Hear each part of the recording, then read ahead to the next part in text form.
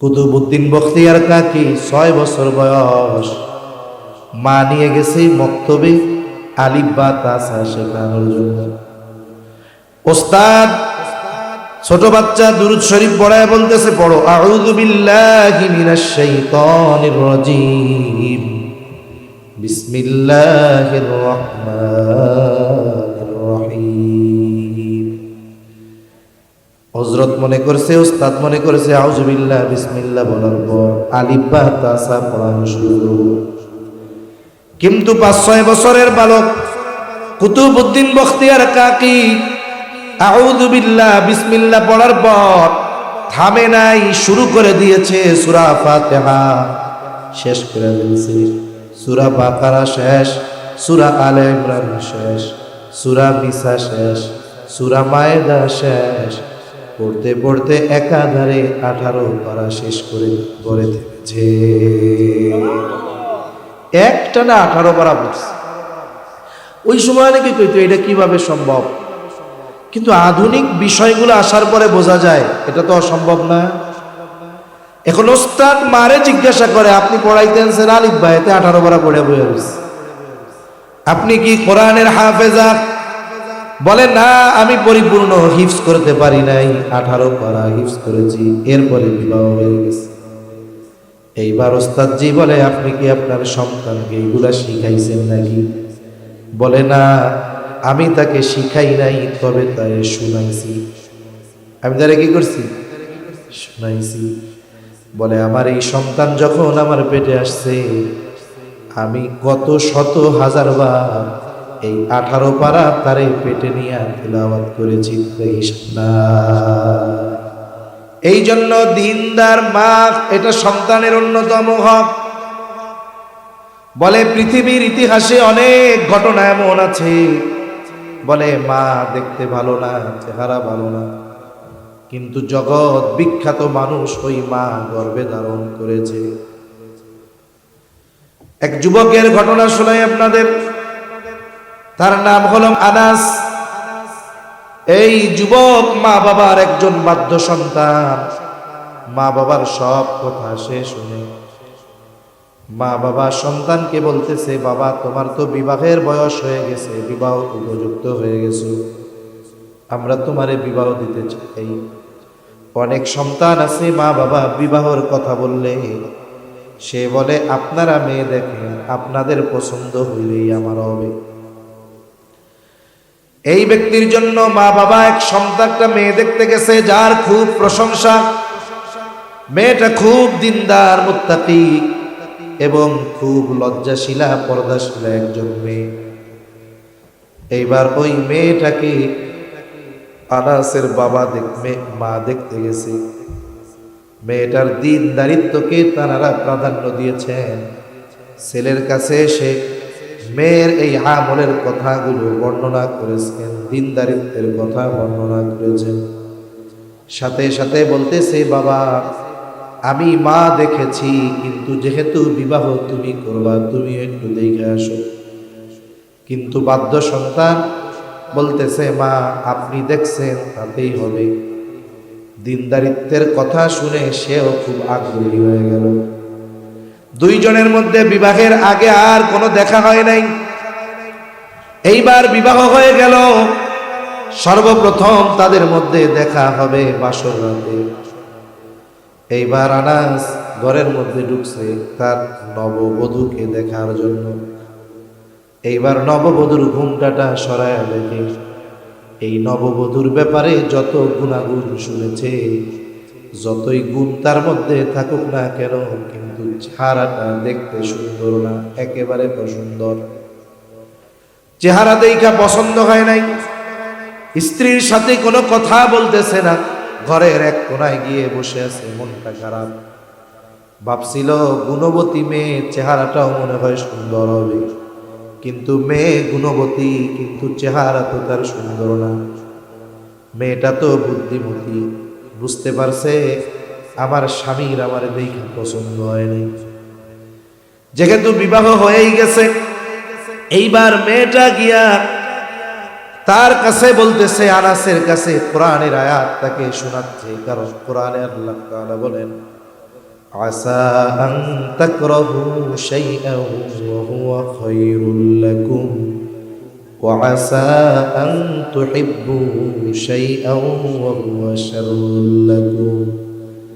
এই মেয়েটা আনাসকে বলতেছে অনেক বিষয় আছে যেটাকে আমরা পছন্দ করি, কিন্তু সেটা আমাদের জন্য কল্যাণকর নয়। আবার অনেক বিষয় আছে আমরা অপছন্দ করি, অথচ ওয়াহুয়া খায়রুল লাকুম, আল্লাহ তাআলা বলেন এটা তোমাদের জন্য কল্যাণকর। এই কথার দ্বারা মেয়েটা বুঝাচ্ছে, শোনেন, আপনার হয়তো আমার চেহারা দেখে পছন্দ হয় নাই, কিন্তু হয়তো আল্লাহ তাআলা আপনার জন্য আমার মধ্যে কল্যাণ রেখে দিয়েছে। তো কোরআনুল কারীম দিয়ে সুন্দর রেফারেন্স দিছে। এইবার ওই রাত্রে স্বামী স্ত্রী দুইজন একসাথে থাকছে, দুজনের মধ্যে শারীরিক সম্পর্ক হয়েছে, কিন্তু পরের দিন সকালবেলায় দিনের আলোয় আবার বউর চেহারা দেখে আর ভালো লাগে না, দুঃখের ঠেলায় এলাকা সাইডে চলে গেছে, দুঃখ আর আসবে না। এদিক দিয়ে আল্লাহ তাআলার কুদরত, ওই একদিনেই আল্লাহ তাআলা এই মেয়েটার গর্ভে একটা বাচ্চা দিয়ে দিয়েছে। সুবহানাল্লাহ। সময় পার হয়ে গেছে অনেক বছর, 18 বছর, 17-18 বছরের উপরে পার হয়ে গেছে।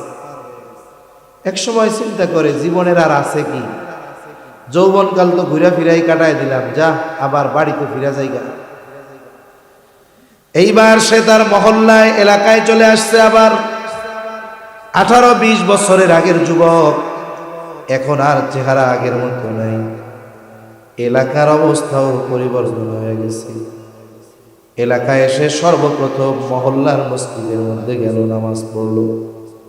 নামাজের পর ইমাম সাহেব অনেক উপস্থিত মানুষদেরকে নিয়ে হাদিসের দর্স দিতেছে। হাদিসের দর্স এত সুন্দরভাবে হাদিসের দর্স দিচ্ছে, উনিও ওই মজলিসের মধ্যে বসলেন।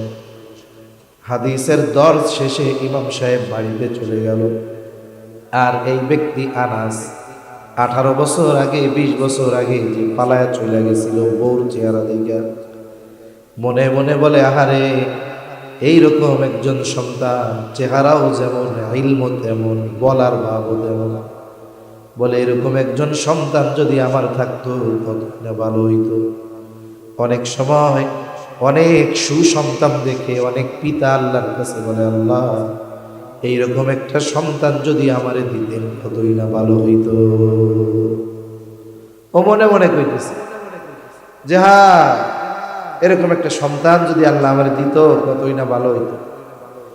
এখন মসজিদ থেকে বাইরে হয়ে তার বাড়িতে যাবে, লোকজনকে জিজ্ঞাসা করতেছে, ভাই, এই হুজুরের বাড়ি কই, এর ঠিকানা কোথায়, বাপের নাম কি?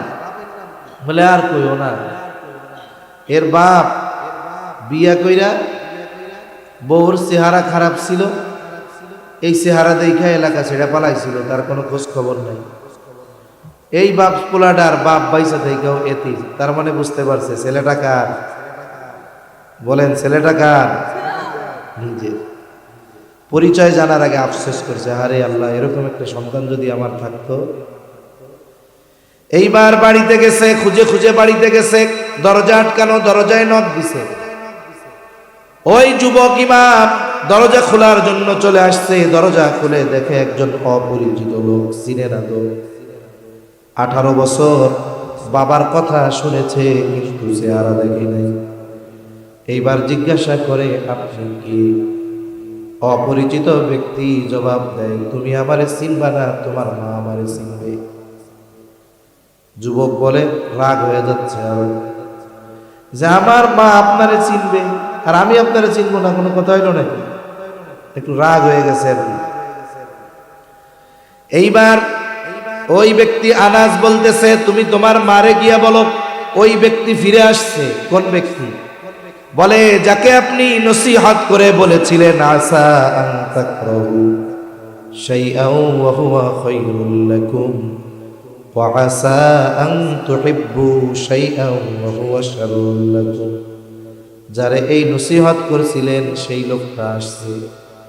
এইবার ওই ব্যক্তি ঘরে গিয়া মাকে বলে, মা, ওই ব্যক্তি বাসার সামনে দরজায় দাঁড়ায় আছে, যাকে আপনি এই কথা বলে নসিহত করেছিলেন, মা বুঝতে পারছে কে আসছে। এইবার মা বলতেছে, যাও তাড়াতাড়ি ঘরে ঢুকাও। ওই ব্যক্তি অপরিচিত কেউ নয়, এই ব্যক্তি হলো তোমার বাবা। এখন এই যুবকের পরিচয় কি? এই পৃথিবীতে 4টি মাযহাব আছে প্রসিদ্ধ। কয়টি? এর মধ্যে একটা হলো মালিকি মাযহাব। এই মালিকি মাযহাবের ইমাম মালিক ইবনে আনাস রহমাতুল্লাহি আলাইহি ওই কালা মহিলার পেটে জন্ম নিয়েছে। এখন বলেন তো, অনেক সময় মেয়ে যদি দিনদার হয়, দেখতে কালো হয়, আল্লাহ তাআলা এইরকম সন্তান দিতে পারেন কি পারেন না? এজন্য মনে রাখবেন, বিয়ার আগে চামড়ার সৌন্দর্যের দাম, বিয়ার পরে চরিত্রের সৌন্দর্যের দাম।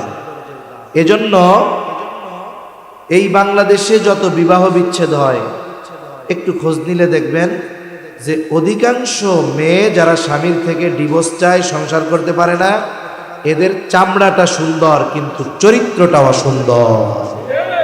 এটাই বাস্তব। এখন বলতে পারেন, হুজুর তাইলে কি খালি চরিত্র দেখমু, চেহারাটা কি বাদ দিমু? আরে আমি আপনারে বাদ দিতে কইছি? আপনি আগে চরিত্র দেখবেন ঠিক আছে কিনা, এরপরে যদি সুন্দর হয় ভালো, এরপরে যদি উচ্চবংশীয় হয় আরো ভালো, বলে যদি এক বাপের এক মাইয়া হয় তাহলে তো আরো ভালো। ঠিক কিনা কন?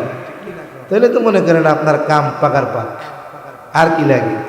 সবই তো আপনার। এজন্য বিবাহের ক্ষেত্রে দিনদারিত্বকে যদি প্রাধান্য না দেওয়া হয়, তাহলে সন্তানের হক নষ্ট করা হয়। তাহলে দেখেন, বিয়ে করছেন, সন্তান হয় নাই, এর আগেই তার হক আপনি নষ্ট করে বসে আছেন। এজন্য যুবক ভাই যারা আছেন, অভিভাবক যারা আছেন, যারা আপনাদের সন্তান ভাই অথবা যে যুবকেরা বিবাহ উপযুক্ত, মেয়ে দেখার ক্ষেত্রে সবচাইতে বেশি অগ্রাধিকার দিতে হবে দিনদারিত্বের।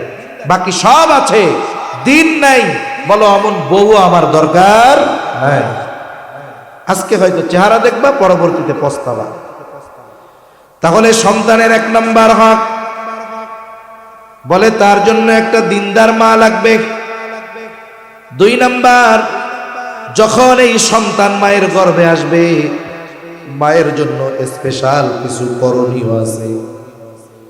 বলে মায়ের গর্ভে যখন সন্তান যায়, একেবারে শুক্র 1 ফোঁটা কি তার চাইতে কম মাতা পিতার মিশ্রিত পানি মায়ের রেহেমে পৌঁছায় যায়, একেবারে যথাস্থানে পৌঁছায় যায়।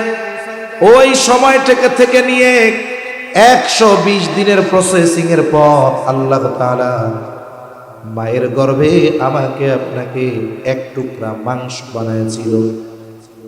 একটা মাংসের টুকরা আমি আপনি ছিলাম। 120 দিন পর্যন্ত মায়ের গর্ভে আমি আপনি মরা ছিলাম, মরা। 120 দিন পর হাদিসের মধ্যে এসেছে, নবীজি বলেন আল্লাহ তাআলা একজন ফেরেশতাকে মায়ের গর্ভে পাঠিয়ে দেন।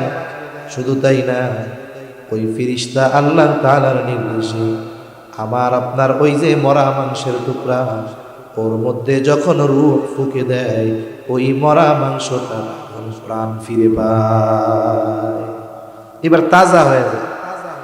আর মানুষের সর্বপ্রথম মায়ের গর্ভে তৈয়ার হয় হার্ট তৈরি হয়। হার্টের কাজ কি? বলে গোটা দেহে রক্ত সঞ্চালন করা। আর একটা মানুষকে জীবিত কতক্ষণ পর্যন্ত সাব্যস্ত করা হয়? বলে তার হার্ট যতক্ষণ সচল থাকে, গোটা দেহ অচল হলেও খাওয়া হয় যে এখনো পাইছে। ঠিক কিনা বলে? আমার আপনার হার্ট প্রথম মায়ের গর্ভে তৈরি হয়েছে। হাতও হয় নাই, পাও হয় নাই, চোখও হয় নাই, কানও হয় নাই, মাথাও হয় নাই। প্রথম কি হয় বলেন? হার্ট। আল্লাহ তাআলা যখন মায়ের গর্ভে আমি আর আপনি গেছি, মায়ের যে প্রতি মাসে একটা শারীরিক অসুস্থতা হইতো, আল্লাহ ওইটাকে ক্লোজ করে দিয়েছেন। আল্লাহ তাআলা ওইটার মাধ্যমে আমাকে আপনাকে মায়ের পেটের মধ্যে খাবারের ব্যবস্থা করেছেন, বড় বানাইছেন। এরপরে কি হলো? বলে বাচ্চার যখন হার্ট তৈরি হয়ে যায়, এই সময় থেকে নিয়ে মা যা চিন্তা করে, যা ভাবে, সব কিছুর প্রভাব বাচ্চার মধ্যে পড়ে। সুবহানাল্লাহ বলে। মার পেটে সে বুঝতে পারে। এই গবেষণা আধুনিক বিজ্ঞান করেছে, আধুনিক চিকিৎসা বিজ্ঞান এই গবেষণা করেছে যে শুধু তাই নয়, মায়ের পেটের ভিতরে বাচ্চাকে আল্লাহ তাআলা যখন শ্রবণ শক্তি দেন, কান দেন, তখন এই বাচ্চা মায়ের পেটের ভিতরে মায়ের সব কথা শুনতে পায়। মা যা শোনে তাও শোনে, মা যা বলে মায়ের পেটে বাচ্চা তাও শুনতে পায়। সুবহানাল্লাহ বলে। শুধু তাই না, কয়েকদিন আগে একটা হাই আল্ট্রাসোনোগ্রাফি করে বাচ্চা মায়ের পেটের মধ্যে তার এক্সপ্রেশন কেমন হয়, হাসি খুশি আনন্দ, তার চেহারার ভাব কেমন হয়, দেখা যায় যে যখন মা কোনো খাবার খায়, গর্ভবতী মহিলা যারা দেখবেন এরা খাবার খাইলে বমি হয়, কিছু খাবার আছে যেটা খাইলে সে আরাম বোধ করে। এগুলো নিয়ে পরীক্ষা করতে গিয়ে তারা দেখলো যে ওই খাবারটা খেলেই মায়ের বমি হয়। যেই খাবারটা খাবার পরে মায়ের পেটের ভিতরে বাচ্চার ভাল লাগে না, ও তখন মুখ তেরা বেঁকা করে, দুধ কি খাইছো মা, তখন ওইটা মায়ের কি হয়, বমি হয়। আর যখন এমন খাবার খায় যেটার প্রভাব বাচ্চার ভালো লাগে, বলে তখন সে ওই খাবারের কারণে একটা এক্সপ্রেশন তার মধ্যে অন্যরকম থাকে। এখন বলতে পারেন মার পেটে তো মুখ দিয়া খায় না, তাহলে ওইখানে আবার বুঝে কেমন? রক্তের মাধ্যমে আল্লাহ খাবারের ব্যবস্থা করে। এজন্য দেখেন না, বাচ্চার ঠান্ডা লাগছে, ওষুধ বাচ্চাকে দেয় না, মাকে দেয়, বলে খবরদার আপনি কিন্তু ঠান্ডা মান্ডা লাগাবেন, আপনি এই ওষুধ খাবেন, আপনি অসুস্থ হইলে আপনার বাচ্চা অসুস্থ হয়ে যাবে। কেন? বলে আপনি অসুস্থ হলে বাচ্চাকে দুধ পান করাবেন, এই দুধের মাধ্যমে এই অসুস্থতা বাচ্চার মধ্যে ঢুকে যাবে। এজন্য বাচ্চা অসুস্থ হইলে বাচ্চারে ওষুধ না দিয়া ওষুধ দেয় কারে? মাকে ওষুধ। একটু চিন্তা করে দেখেন যে মায়ের সাথে বাচ্চার কানেক্টিভিটি কত থাকে, কত গভীর থাকে। এজন্য একজন চিকিৎসক আমেরিকার গর্ভবতী মহিলাদেরকে নিয়ে সেমিনার করতেছেন আর বলতেছেন, শোনেন, আপনারা যদি চান আপনাদের সন্তান ভালো গায়ক হবে, তাদের কণ্ঠস্বর সুন্দর হবে, তাহলে আপনি গান বেশি বেশি গাইবেন। বলে আপনি তাহলে গান বেশি বেশি শুনবেন, এতে আপনার সন্তানের কণ্ঠ সুন্দর হবে। কারণ আপনি যখন গান গাইবেন, গান শুনবেন, আপনার পেটের মধ্যে আপনার বাচ্চাও গান শুনতে থাকবে। এখন বলেন তো, গান গাইলে আর গান শুনলে যদি বাচ্চা এগুলা শুনে গায়ক হয়, তাইলে মা যদি বাচ্চারে পেটে নিয়ে কোরআন শরীফ পড়ে, তাইলে বাচ্চা কোরআন প্রেমিক হবে কি হবে না? দুরুদ শরীফ পড়ি যদি পড়ে, বলেন তো নবী প্রেমিক হবে কি হবে না? কিন্তু আমাদের অবস্থা কি? একটা বাচ্চা যখন মায়ের পেটে আসে, সবাই না, অধিকাংশ যেটা হয় সেটাই বলতেছি, বলে বাচ্চা মায়ের পেটে আসার পরে স্বামীকে ফোন দিয়া বলে, স্বামী আগের মতো তো আমি বাহিরে যাইতে পারবো না, বেড়াইতে পারবো না, বাবার বাড়ি যাইতে পারবো না, আমাকে 8-9 মাস ঘরের মধ্যে থাকতে হবে, ডাক্তার খুব সেভে থাকতে বলছে, এই 9 মাস সময় আমি কেমনে কাটাবো? আপনি আমার একটা অ্যান্ড্রয়েড মোবাইল কিনে দেন, টাচ ফোন কিনে দেন। স্বামীও এক বলদ, সুন্দর মতো টাচ ফোন একটা কিনা দেয়। এইবার স্ত্রী বলে, আমি শুধু ফোন দিয়ে কি করবো যদি সিম না থাকে? এবার একটা সিমও কিনে দিছে, বলে এটা দিয়ে কি করবো যদি এমবি না থাকে? এইবার সুন্দর মতো এমবি বইরা দেয়। তা এমবির তো একটা মেয়াদ আছে, এটার স্পিড কম, মাঝে মধ্যে নেট কম পায় ঘরের মধ্যে। বলে কাম হইতেছে না, এক কাম করেন না, ওই যে আব্দুল হাকিম ইন্টারনেটের ব্যবসা করে না, ওর একটু কইয়া একটা ওয়াইফাই লাগাই দেন না, তাইলে 1 টাকা টুকা ভরার ঝামেলা থাকলো না, আনলিমিটেড চালাইতে পারি, চালাও। এইবার বাচ্চা গর্ভে নিয়া পেটে নিয়া মোবাইল চালায় বেড়ায়, গান দেখে, নাচ দেখে, সিনেমা দেখে। কি প্রভাবটা পড়ে বাচ্চার উপরে? বলে বাচ্চা দুনিয়ায় ভূমিষ্ঠ হয়েছে, বয়স হলো 2 দিন, কান্নাকাটি করে। এরে সূরা কলাম পড়া ফু দিলেও কাম হয় না, কিন্তু যেই মোবাইল চালায় সামনে দেয়, আস্তে কান্না থেমে যায়। ঠিক কিনা বলেন? কেন হয়? বলে এটা মায়ের কর্মের ফল। ঠিক কিনা বলেন? আমরা ওয়াজের মধ্যে ঘটনা শুনেছি ছোটবেলায়, এক বুজুর্গের ঘটনা, বলে নাম তার কুতুবউদ্দিন বখতিয়ার কাকি রহমাতুল্লাহি আলাইহি। কুতুবউদ্দিন বখতিয়ার কাকি 6 বছর বয়স, মা নিয়ে গেছে মক্তবে, আলিফ বা তা সা শেখানোর জন্য। ওস্তাদ ছোট বাচ্চা দুরূদ শরীফ পড়ায় বলতেছে, পড়ো আউযু বিল্লাহি মিনাশ শাইতানির রাজীম, বিসমিল্লাহির রহমানির রহিম। হযরত মনে করছে, ওস্তাদ মনে করছে আউযু বিল্লাহ বিসমিল্লাহ বলার পর আলিফ বা তা সা পড়ানো শুরু।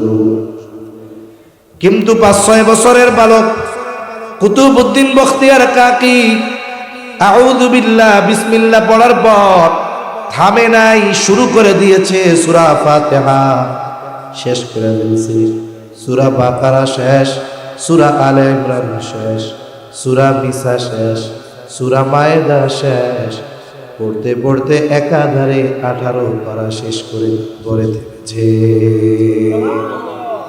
একটানা 18 পারা পড়ছে। ওই সময় নাকি কইতো এটা কিভাবে সম্ভব, কিন্তু আধুনিক বিষয়গুলো আসার পরে বোঝা যায় এটা তো অসম্ভব না। এখন ওস্তাদ মারে জিজ্ঞাসা করে, আপনি পড়াইতেছেন আলিফ বা এতে 18 পারা পড়ে বইয়া রয়েছে, আপনি কি কোরআনের হাফেজা? বলে না, আমি পরিপূর্ণ হিফজ করতে পারি নাই, 18 পারা হিফজ করেছি, এরপরে বিবাহ হয়ে গেছে। এইবার ওস্তাদজি বলে, আপনি কি আপনার সন্তানকে এইগুলা শিখাইছেন নাকি? বলে না, আমি তাকে শিখাই নাই, তবে তারে শুনাইছি। আমি তারে কি করছি? শুনাইছি। বলে আমার এই সন্তান যখন আমার পেটে আসছে, আমি কত শত হাজার বার এই 18 পারা তারে পেটে নিয়ে তিলাওয়াত করেছি। আমার সন্তান দুনিয়ায় ভূমিষ্ঠ হবার পর আমার যখন পবিত্রতা অর্জন হয়েছে, এরপর থেকে নিয়ে 6 বছর পর্যন্ত আমি একে কত হাজার বার 18 পারা তিলাওয়াত করে শোনাইছি, এর কোনো হিসাব আমার নাই। দেখেন, বাচ্চার সামনে পড়লে বাচ্চার মুখস্থ হয়। আমি শকর আদায় করার জন্য বলতেছি, গল্প দেওয়ার জন্য না, বা ফখর করার জন্য না। আমার ঘরে একটা প্লাগ ইন কোরআন আছে, মানে প্লাগ লাইনে ঢুকায়া দিলে, সুইচ দিলে সূরা বাকারা থেকে পড়া শুরু করে। আমার ছোট একটা বাচ্চা আছে, বয়স হলো 5.5 বছর হয়নি, 5 বছর 2 মাস। আমি দেখি কালকে না পরশু কোথায় নিয়ে যাচ্ছি, সাথে সামনে বসানো। হঠাৎ আমি খেয়াল করতেছি আমার ছেলেটা আলিফ লাম মিম থেকে পড়া শুরু করে দিয়েছে। প্রায় প্রথম পৃষ্ঠার ওই ছোট অংশ শেষ কইরা পরের পৃষ্ঠারও প্রায় আধা পৃষ্ঠা করে ফেলছে। আমি ওরে আর ওই সময় কিছু বলি নাই।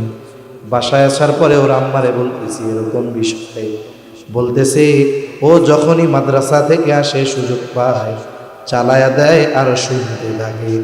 আমি তখন বুঝলাম আমার এই ছেলেটা, তারে পড়ানো হয় নাই, কিন্তু শুনে শুনে সে মুখস্থ করে ফেলছে।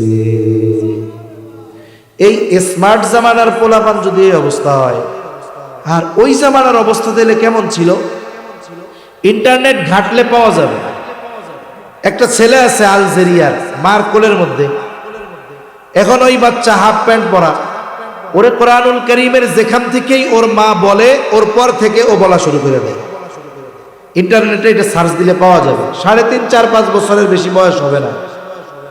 তাহলে এই বাচ্চা যদি কোরআনুল কারীমের হাফেজ হয়ে যেতে পারে, তাহলে কুতুবউদ্দিন বখতিয়ার কাকি মায়ের তিলাওয়াত শুনে শুনে 18 পারার হাফেজ হতে পারে কি পারে না? এই জন্য মায়ের দায়িত্ব হলো সন্তান যখন তার পেটে আসবে জীবন পরিবর্তন করে ফেলা। কোরআনের যতটুকু মুখস্থ আছে ততটুকু তিলাওয়াত করা, ইস্তেগফার দুরূদ এগুলো বেশি বেশি পাঠ করা। বলে কি হবে? বলে যা পড়বে তার পরিপূর্ণ প্রভাব সন্তানের উপরে পড়বে। এরপরে সন্তান মনে করেন দুনিয়ায় ভূমিষ্ঠ হইল, দুনিয়া আসার পর তার হক আছে। 1 নাম্বার হক কি? ছেলে হোক মেয়ে হোক, দুনিয়ায় আসার পর তার ডান কানে আজান, বাম কানে ইকামত দিতে হবে। আলহামদুলিল্লাহ। ছেলে হোক মেয়ে হোক, ডান কানে আজান, বাম কানে কি? ইকামত। কিন্তু আমাদের দেশে অনেক মানুষ জানে না, বাচ্চা কাচ্চা হয় এক জায়গায়, আজান দেওয়া আর এক জায়গায়। মনে করেন ছেলে একটা হইছে বাংলাদেশের রাত 3টার সময়, ছেলের বাপ আছে সৌদি আরব, বাচ্চাটা হইছে নানির বাড়ি। ছেলে হইলে তো সবাই খুশি হয়, ছেলে হইলে দাদার চাইতে দাদি আরো বেশি খুশি হয়। এতে বেডি হইলে কি হইব, কিন্তু যদি পোলার একখান পোলা হয় খুশি হাতে আরো বেশি হয়, ঠিক কিনা কর।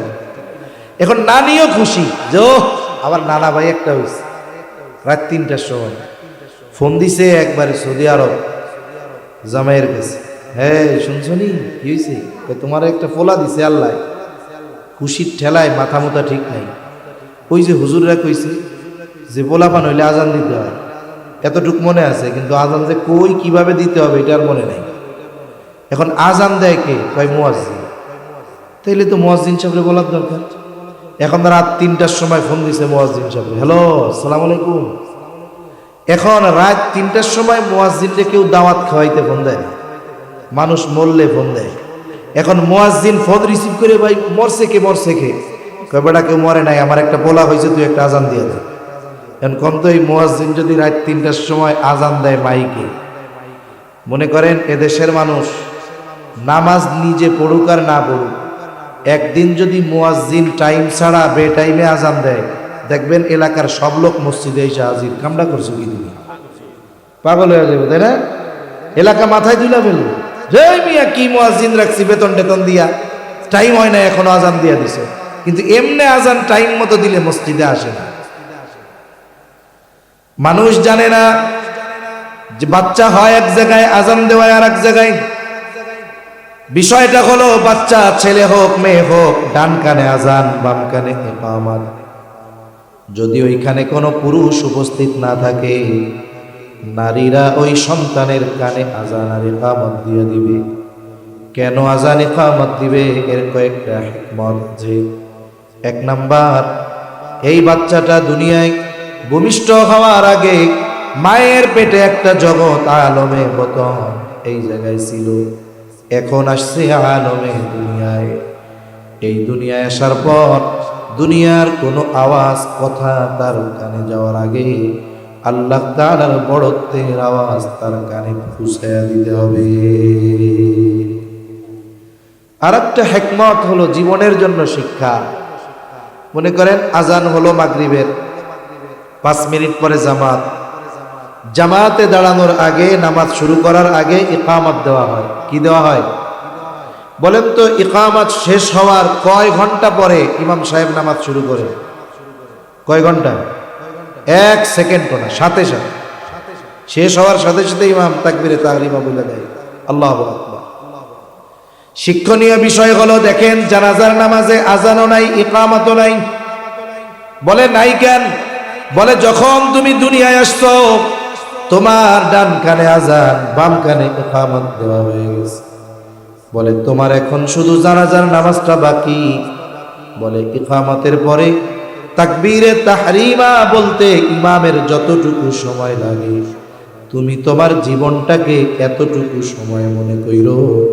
তার মানে ইকামতের সাথে সাথে যেমন নামাজ শুরু হয়ে যায়, তুমিও মনে কইরো ইকামত হয়ে গেছে, যে কোনো সময় তোমার নামাজে জানাজা হতে পারে।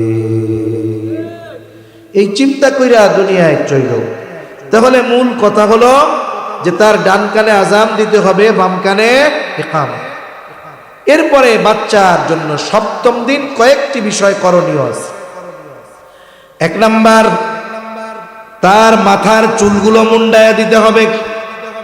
এই চুলের ওজন পরিমাণ স্বর্ণ অথবা রৌপ্য অথবা উভয়ের যে কোনো একটার সমপরিমাণ মূল্য সাদাকা করে দিতে হবে, দান করে দিতে হবে। এরপর বলে তার আকিকা দিতে হবে। আকিকা ছেলে যদি হয় 2টা ছাগল দিয়া, মেয়ে যদি হয় 1টা দিয়া। 7ম দিন অথবা 14তম দিন অথবা 21তম দিন। বলে 7ম দিন পারে নাই 14তম দিনে দিবে, 14তম দিনে পারে নাই 21তম দিনে দিবে।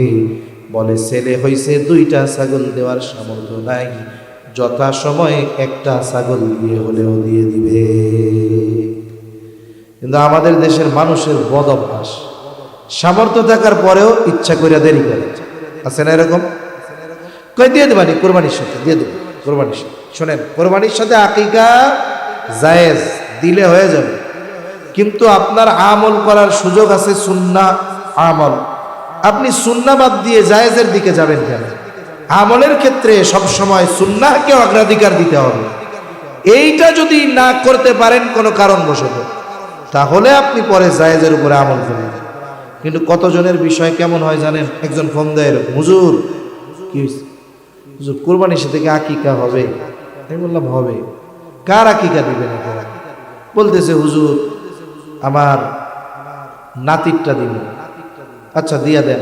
এখন আবার একটু পরে জিজ্ঞাসা করি, হুজুর আরেকটা কথা জিজ্ঞাসা করি, হুজুর আমার আকিকা দিলে হবে? আপনি নাতির আকিকা দিবেন, সাথে আপনারটাও দিবেন, কারণটা কি? কই হুজুর আমার আব্বা আম্মা আমার আকিকা দেয় নাই, এখন আমার নাতিরটা যখন দিতে যাবো আমার মা কয় রে তোরটাও তো আমি দিছিলাম না, তোরটাও দিয়ে দিস। আছে না এরকম? কতজন আছে যে নাতিরটার সাথে তার নিজেরটাও দেওয়া লাগে আকিকা। এগুলো ঠিক না, যথাসময়ে দিয়ে দেওয়া দরকার। কারণ এই আকিকার সাথে ওই বাচ্চার কল্যাণ অকল্যাণ ঝুলন্ত থাকে, এজন্য দিয়ে দেওয়া দরকার। এরপরে সপ্তম দিন আকিকার সাথে সাথে তার একটা সুন্দর নাম নির্বাচিত করবে। বলে নামটা এমন নাম হবে যেই নামে ডাক দিলে তার ধর্মীয় পরিচয় পাওয়া যায়। আফসোসের বিষয় হলো আমাদের দেশে ভালো নামটা চুরির ভয়ে লুকায় রাখে, আর ডাক নামটা এমন রাখে অনেক সময় বোঝা যায় না নামটা মুসলমান না মুসলিমের। রাখে না এরকম? মনে করেন শফিকুর রহমান টনি, হাবিবুর রহমান জনি, এরকম আছে না নাম অনেক? এখন এই রনি টনি জনি মনি খনি এসব নাম, এগুলা কি মুসলমানের নাম? সব ধর্মের মানুষের নাম পাওয়া যাবে এসব। তার মানে এই নামে ডাকলে ধর্মীয় পরিচয় প্রকাশ পায়। এজন্য সুন্দর নাম রাখতে হবে। এদেশের নামের কি অভাব আছে? ভালো নামের অভাব আছে। হাদিসের মধ্যে আসছে, নবীজি বলেন আল্লাহ তাআলার কাছে সবচাইতে পছন্দের নাম হলো আবদুল্লাহ আর আব্দুর রহমান। এলাকায় আব্দুল্লাহ বেশি, আব্দুর রহমান বেশি। আল্লাহ তাআলার গুণবাচক নামগুলোর সাথে আবদুন শব্দ যোগ করে নাম রেখে দেন। আবদুর রহিম, আবদুস সামাদ, আবদুল হামিদ, আবদুল হালিম, আবদুর রাজ্জাক। সুন্দর নাম না এগুলো? এই আবদুন যোগ করে গুণবাচক নামের সাথে নাম রেখে দেন। আবার ডাকার সময়ও সুন্দর করে ডাকবো, আব্দুল মালিক, আব্দুল খালেক। কিন্তু আমাদের অভ্যাস কি? বাপে নাম রাখছে আব্দুল হালিম বা আব্দুল খালেক, আব্দুস সামাদ, কয়দিন পর আব্দুল বাদ দিয়ে ওরে ডাকে খালেক, মালিক, রাজ্জাক। এও ডাকতেছে, যাক এক বিষয় গেল। কিন্তু কয়দিন পরের থেকে আর একটু শুরু করে, ও রাজ্জাক কে, ও খালেক কে, ও মালিক কে, ও সামাদ দে। আছে না নাই? কন্যা কেন? এ কি কোনো কাম হইল? ওর বাপ কি সামাদ্দা নাম রাখছেন? আব্দুস সামাদ, কত সুন্দর। আব্দুল মালিক বাংলাদেশের জগৎ বিখ্যাত আলেম, শুধু বাংলাদেশের না, এই পৃথিবীর অন্যতম একজন আলেম, আমাদের বাইতুল মুকাররম জাতীয় মসজিদের খতিব আব্দুল মালিক। কত সুন্দর নাম। এই যে নাম ব্যঙ্গ করে ডাকা, এটা জাহেলিয়াতের সময়ের কাজ। নবীজি এটা মানা করছেন যে তোমরা কারো নাম ব্যঙ্গ করে ডাকবা। শুনেন, ভালো নাম রাখার মধ্যেও ফজিলত আছে। বুজুর্গানে দিন বলেন কিয়ামতের দিন আল্লাহ তাআলা চাইলে ভালো নামের ওসিলায় মাফ করে দিতে পারে। পারে কি পারে না? মনে করেন কিয়ামতের দিন আল্লাহ তাআলা ডাক দিল, ইয়া ইব্রাহিম।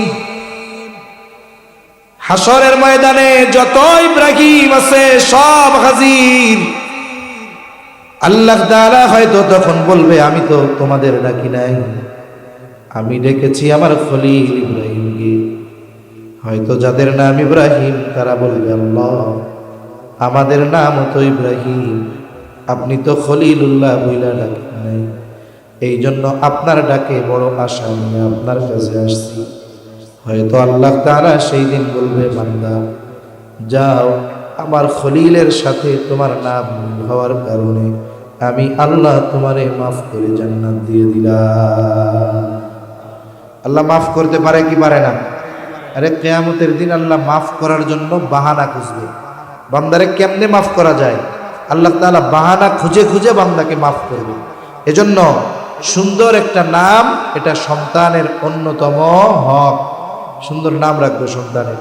এরপরে সন্তান যখন বড় হবে, বেশি কথা আর কষ্ট দিব না আপনাদের, সন্তান যখন একটু বড় হবে প্রথমে তাকে কোরআনী শিক্ষায় শিক্ষিত করতে হবে। মনে রাখবেন, সন্তানের প্রাইমারি শিক্ষা, প্রাথমিক শিক্ষা হবে দ্বীনি শিক্ষা, কোরআনী শিক্ষা। আপনি সন্তানকে প্রাইমারি বা প্রাথমিক শিক্ষা, দ্বীনি শিক্ষায় শিক্ষিত করার পর এরপরে আপনি অন্য যা পড়ান পড়ান, এতে কি হবে? তার বেজ মজবুত হবে, দ্বীনের ভিত্তি মজবুত হবে। ওই ছেলেটা বড় হয়ে যা হয় হোক, ও নাস্তিক হবে না, মুরতাদ হবে না, ও ইসলাম বিদ্বেষী হবে না, ওলামায়ে কেরামের প্রতি বিদ্বেষ লালন করবে না। ঠিক কিনা বলুন? আর এটা দরকার। কেন দরকার নয়? আপনি আপনার সন্তানগুলোকে দ্বীন যদি না শেখান, আপনি তাদের হক নষ্ট করবেন। এজন্য সন্তানকে কোরআন শেখানো, কোরআনের শিক্ষা দেওয়া, এটা সন্তানের হক, যেটা সে পিতার কাছে পাবে। এখন অবস্থা হলো, সন্তানকে যতটুকু শিক্ষা দেওয়া দরকার আপনি কিন্তু বাসায় সেটা পারবেন না। এখন আমাদের পরিবেশ আগের মতো এরকম নাই। একটা সময় প্রত্যেকটা পরিবার থেকেই বাচ্চারা প্রাথমিক দ্বীন অর্জন করত, জ্ঞান অর্জন করত।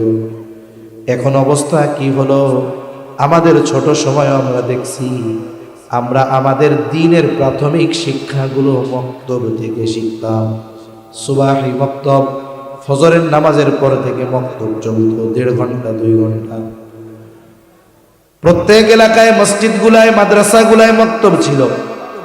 আপনাদের এলাকায় আছে মক্তব? সকালবেলা অনেক জায়গায় মক্তব শেষ, নাই একেবারে বললেই চলে যে মক্তবই নাই। এই মক্তব থেকে আমরা দ্বীনের প্রাথমিক শিক্ষাগুলো অর্জন করতাম। নামাজ পড়ার তরিকাগুলো এখান থেকে শিখতাম, মুরব্বীদের সাথে আচরণ কেমনে করতে হবে শিখতাম। ফজরের পর থেকে নিয়ে 2 ঘন্টা মক্তব। এরপরে 10টার সময় 1, 2 যারা তারা স্কুলে যাইত, আর 3, 4, 5 যারা তারা 12টা থেকে 4টা পর্যন্ত পড়ত। কিন্তু এক সময় ইসলাম বিদ্বেষী শক্তি চিন্তা করলো, এই দেশ থেকে যদি ইসলামকে উৎখাত করতে হয়, অস্ত্র দিয়ে উৎখাত করা যাবে না, পদ্ধতি বের করতে হবে। এরা গবেষণা করে দেখলো এই দেশ থেকে ইসলাম দূর করা যাচ্ছে না। এর অন্যতম কারণ হলো এই মক্তব। কারণ এই দেশের মুসলমানেরা সকাল বেলায় বাচ্চাদের মক্তবে পাঠিয়ে দেয়, আর প্রত্যেকটা ঘরে ঘরে সকাল বেলায় কোরআনের তিলাওয়াত হয়। এখন নাও হইতে পারে, কিন্তু এক সময় প্রত্যেক ঘরেই এরকম হইত। তখন তো আর মোবাইল ছিল না, রাত 2টায় ঘুমাইতো না কেউ। এশার পর পর রাত 2টার সময় মোটামুটি ঘুম ক্লিয়ার। ঠিক কিনা বলুন? এবার কি হইতো? ফজরের রক্ত হইছে, বাড়ির কর্তা যারা, প্রাপ্তবয়স্ক যারা, বাচ্চাদের উঠাই টুঠাই নিয়ে মসজিদে নামাজে চলে যেত। আর এদিক দিয়া মহিলারা রাতের আধারে বাড়ির উঠান টুঠান, বাহির বাড়ি ঝাড়ু টাড়ু দিয়া ফজরের নামাজ পড়া কোরআন শরীফ নিয়ে বসে যেত। প্রত্যেক ঘরে ঘরে কোরআনের আওয়াজ পাওয়া যাইত, আর বাচ্চারা ওই দিক দিয়া মক্তবে চলে যাইত। মুসলমানের দিন শুরু হয় কোরআন দিয়ে। এমন পলিসি বাইর করো যেখানে তাদেরকে কোরআন থেকে দূরে সরানো যায়। এনজিও গুলো সিস্টেম বাইর করলো, কি বলে, কেজি স্কুল, কিন্ডারগার্টেন এখন মোড়ে মোড়ে আছে। কিন্তু এ দেশে কিন্ডারগার্টেন প্রথম শুরু হয়েছে খ্রিস্টান মিশনারিদের মাধ্যমে। প্রথম অবস্থায় শুধুমাত্র তাদের নিয়ন্ত্রণে এইগুলো পরিচালিত হতো। তারা সিস্টেম করলো যে তাদের রুটিন হবে যে সকাল 6টা থেকে 10টা পর্যন্ত লেখাপড়া চলবে। এখন 6টায় যদি বাচ্চারে কিন্ডারগার্টেনে দেয়, মক্তবে দেওয়ার টাইম আছে নাকি? কত গুড পলিসি, চিন্তা করেন, কত গভীর চিন্তা। তারা কি পলিসিটা করছে যে আমরা যদি তাদেরকে প্রলোভন দেখাতে পারি যে তোমার বাচ্চা হলো 6 বছরে যায় স্কুলে, আর আমাদের কেজি স্কুলে দিবা, এখানে 4 বছর থেকেই লেখাপড়া শেখা শুরু করবে, আর ক্লাস 1-এ যখন ভর্তি করবা 6 বছরে, ও তো তখন ইংরেজি পটপট পটপট করে বলবে। এজন্য এক কাম করো, 4 বছর থেকেই দেওয়া শুরু করো কেজি স্কুলে।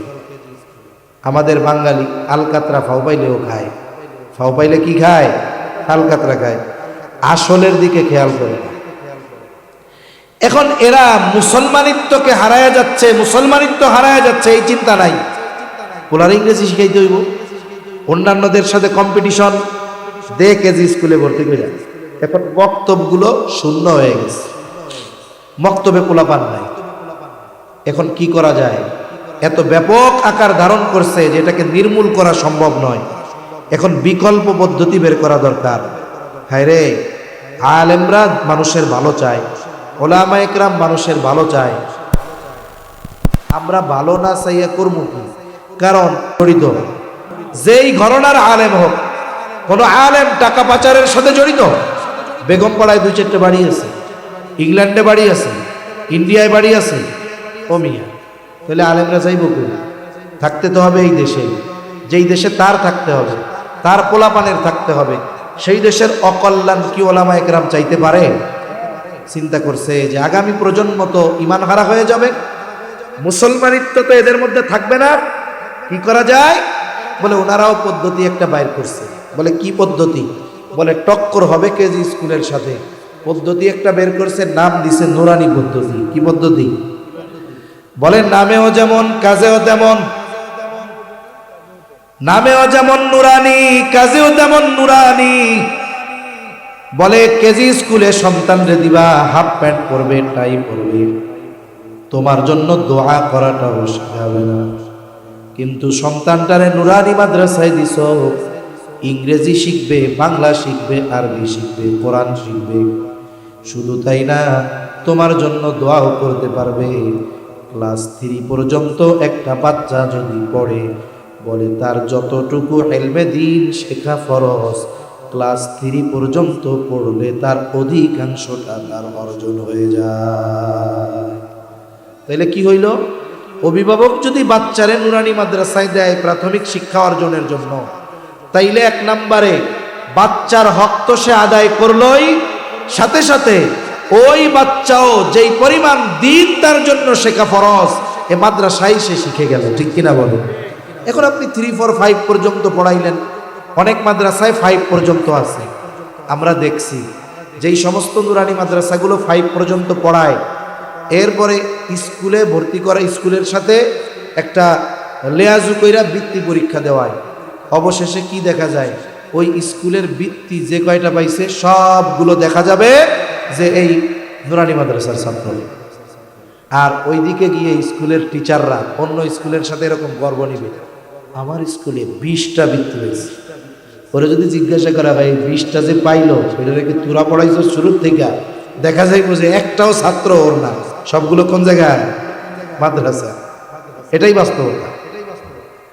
সেজন্য আমার আপনার সন্তানদেরকে দিন শেখানোর দরকার। এই ফরজ কাজটা আপনার উপরে ছিল, আপনি করতে পারতেছেন না, ঘরে সেই পরিবেশ নাই, অথচ এই গুরু দায়িত্বটা গ্রহণ করেছে এই মাদ্রাসাওয়ালা। এজন্য এই মাদ্রাসাগুলো আমাদের জন্য রহমত। কি জোরে বলেন? রহমত।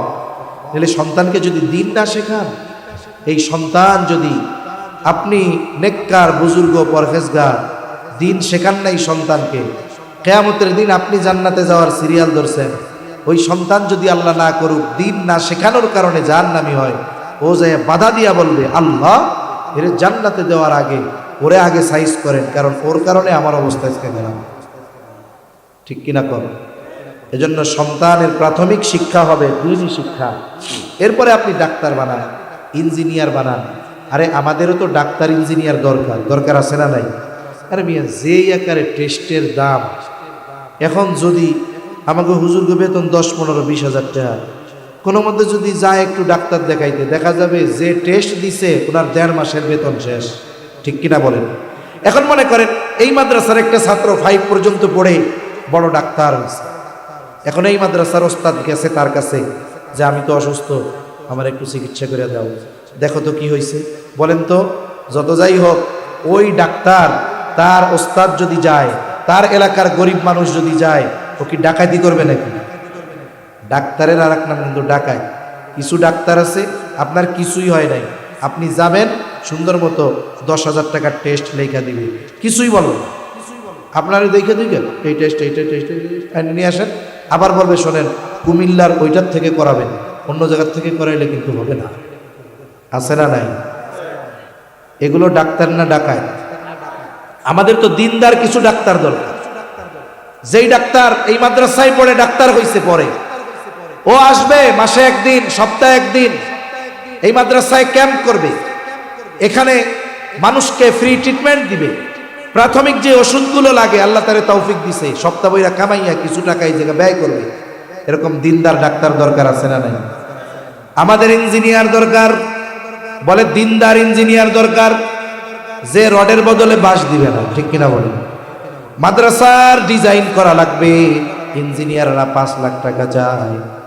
এই মাদ্রাসার ছাত্র ইঞ্জিনিয়ার হয়েছে, ওকে যদি বলা হয় তোমার শৈশবের প্রাথমিক শিক্ষা যেখান থেকে অর্জন করেছো ওই মাদ্রাসার ভবন হবে, ডিজাইন করে দাও, দেখবেন 1 টাকাও নিবে না, 5 লাখ টাকার ডিজাইন আল্লাহর নামে ফ্রি করে দিবে।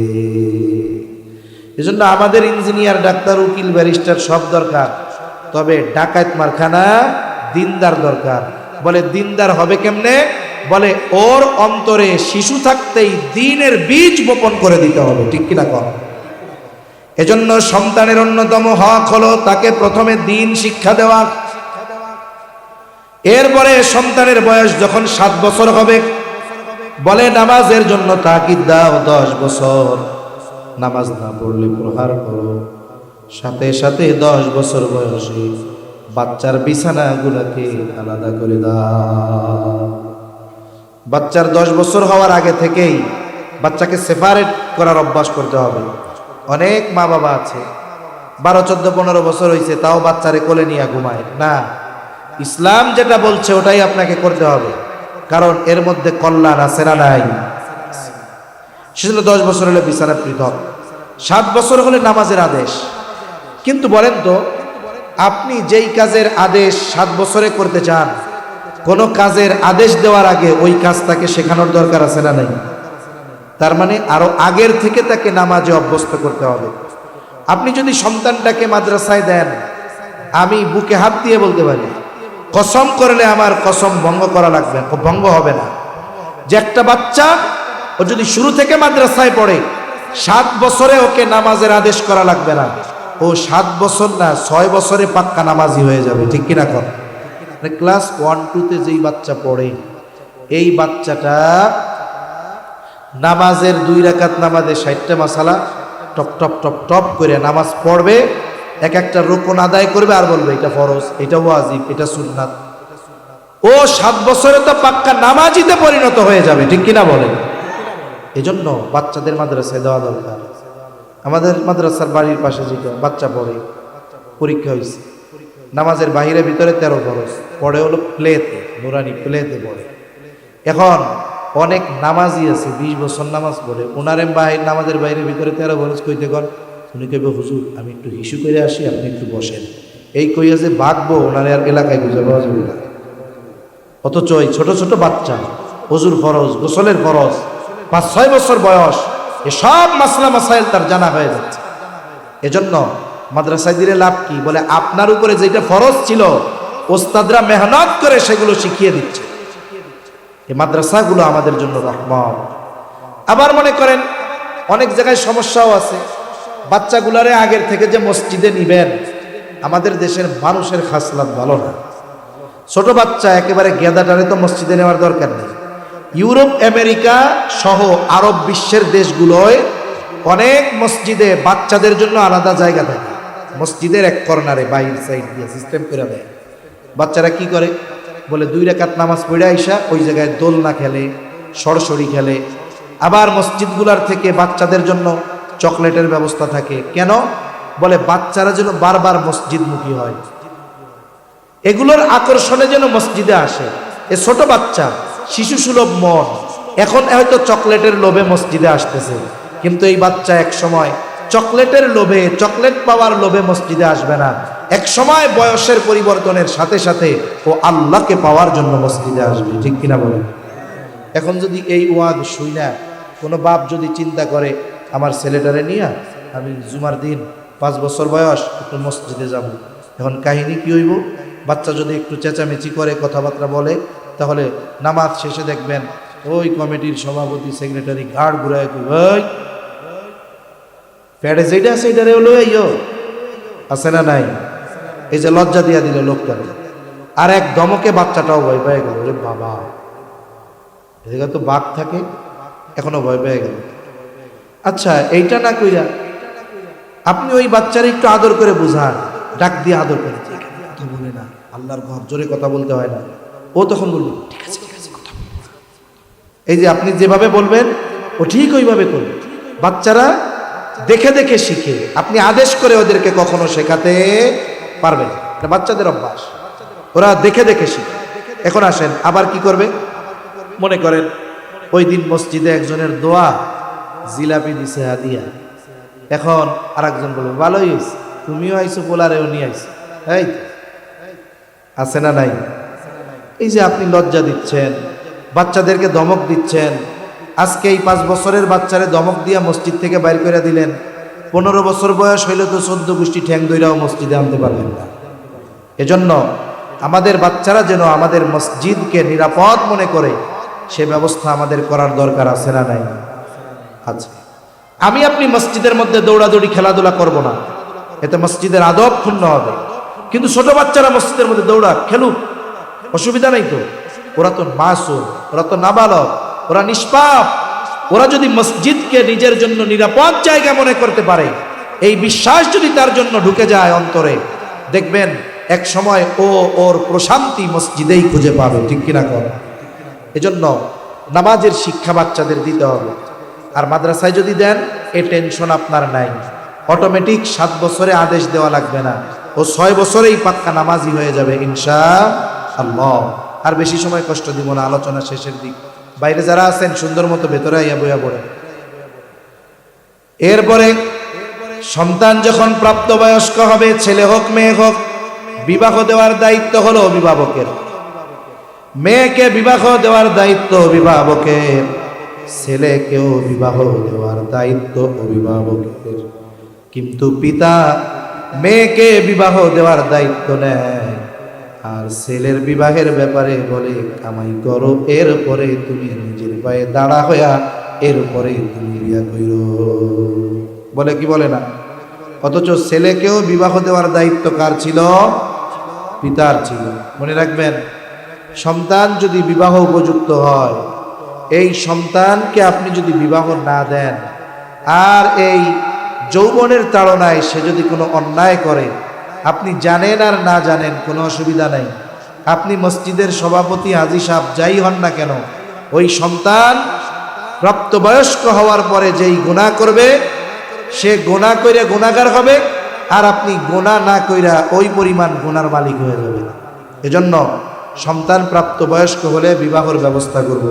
আমাদের দেশে মেয়ের বিবাহের জন্য পিতা অস্থির থাকে, ছেলেটার জন্য চিন্তা করেন।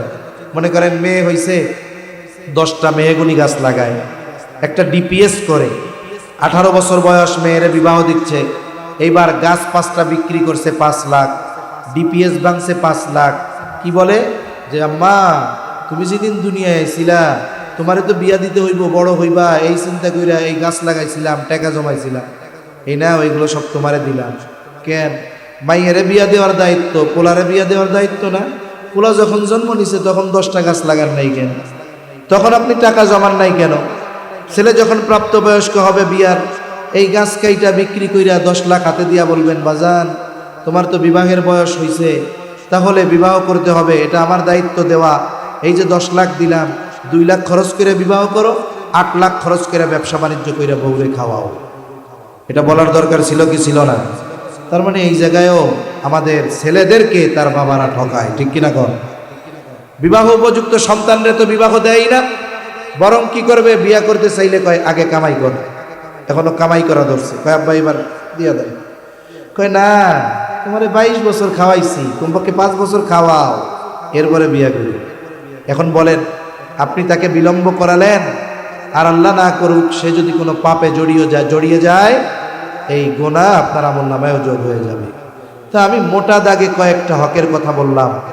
যেই পিতা, যেই অভিভাবক সন্তানের এই হকগুলো আদায় করবে, বলেন তো আপনার কি মনে হয় এই পিতার কি বুড়াকালে হুজুরের কাছে এসে বলা লাগবে, হুজুর মা বাপের হকের ওয়াজ করেন, বলা লাগবে? বৃদ্ধাশ্রমে যাওয়া লাগবে? এটা হলো আপনার আমার ইনভেস্ট, যেটা আমি জীবনের প্রারম্ভে করলাম। আমি যদি আমার সন্তানের জীবনের প্রারম্ভে এই ইনভেস্টগুলো করে রাখি, এটা গাছ লাগানোর মতো গাছ লাগিয়ে রাখলাম, ইনশাআল্লাহ আমি যখন বার্ধক্যে পৌঁছাবো ওই সন্তান আমাকে আপনাকে বোঝা মনে করবে না, বরং আমাকে আপনাকে বেঁচে থাকাটাকে ও নেয়ামত মনে করবে। ও আল্লাহর কাছে বলবে, আল্লাহ আমার আব্বা আম্মা অসুস্থ, তাতে কি, আল্লাহ আপনি তাদেরকে দীর্ঘ হায়াত দেন, তাদের হক আদায় করার তৌফিক আপনি আমাকে দেন। তাহলে এই সন্তান মা বাবাকে বোঝা মনে করে বৃদ্ধাশ্রমে ফালায়া আসবে না। আর যদি চিন্তা করেন যে আমার ছেলেগুলাকে আমি দিন না শেখায়া ছোটবেলা থেকেই তাকে ব্যারিস্টার, ইঞ্জিনিয়ার, উকিল, ডাক্তার বানাবো, হবে কি? বলে ঢাকায় 5 তলা বাড়ি বানাবে আর আপনার গ্রামে গাছতলায়ও থাকার জায়গা থাকবে না। এখন সিদ্ধান্ত আপনার, আপনি কি চান আপনার জন্য, এটা আপনার হাতেই, আপনার ভাগ্য। আপনি আপনার সিদ্ধান্ত নেবেন যে আপনি কি চান, যে এই সন্তানগুলোকে সম্পদে পরিণত করবেন, নাকি এই সন্তানের বার্ধক্যকালে এই সন্তানের কাছে বোঝা হবেন। এটার সিদ্ধান্ত আপনাদেরটা আপনার হাতে। এজন্য আমি অনুরোধ করব যে আপনাদের বাচ্চাদের কমপক্ষে প্রাইমারি শিক্ষাটা এই মাদ্রাসাগুলোতে দিবেন, ইনশাআল্লাহ দিবেন তো? ঠকবেন দিলে? বলেন ঠকবেন? ঠকবেন না। এবছর কি প্রদর্শনী দেখাইছেন? প্রদর্শনী দেখাইছেন এবার? নুরানি ছাত্রগুলা কিভাবে শিখে, ওরা শুধু শিখে তা না, ওরা ওদের শিক্ষাকে প্র্যাকটিক্যাল ভাবেও আপনাদের সামনে উপস্থাপন করতে পারে। এবছর হয়তো হয় নাই, আগে আপনারা দেখছেন। এজন্য বলেন তো, এই ধরনের মাদ্রাসাগুলো আমাদের জন্য রহমত কিনা? জোরে বলেন, রহমত কিনা? শুনেন, এই রহমত, এই নেয়ামতের কদর করা দরকার।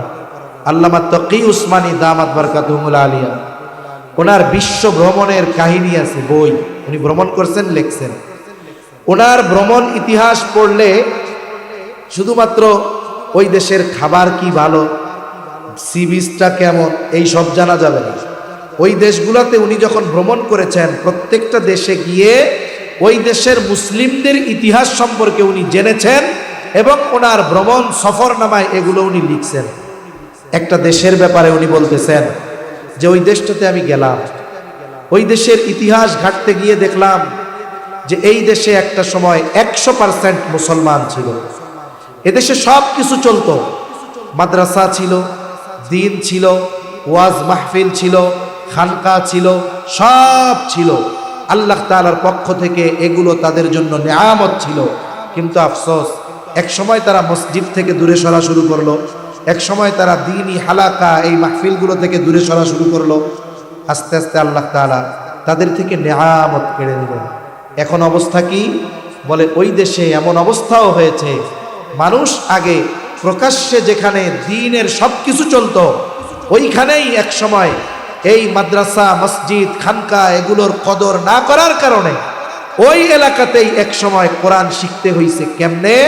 বলে মুসলমানেরা ঘরের মধ্যে গর্ত বানাইছে, ওই গর্তের মধ্যে সন্তানদেরকে নামায়া দিয়া ওই জায়গায় কোরআন শিখিয়েছে। কেন? বলে যদি ঘরে কোরআন শিখে, বাইরে যদি কোরআনের আওয়াজ যায়, যারা রাষ্ট্র পরিচালনায় আছে ওরা ধরে নিয়ে যাবে, সর্বোচ্চ শাস্তি মৃত্যুদণ্ড হতে পারে।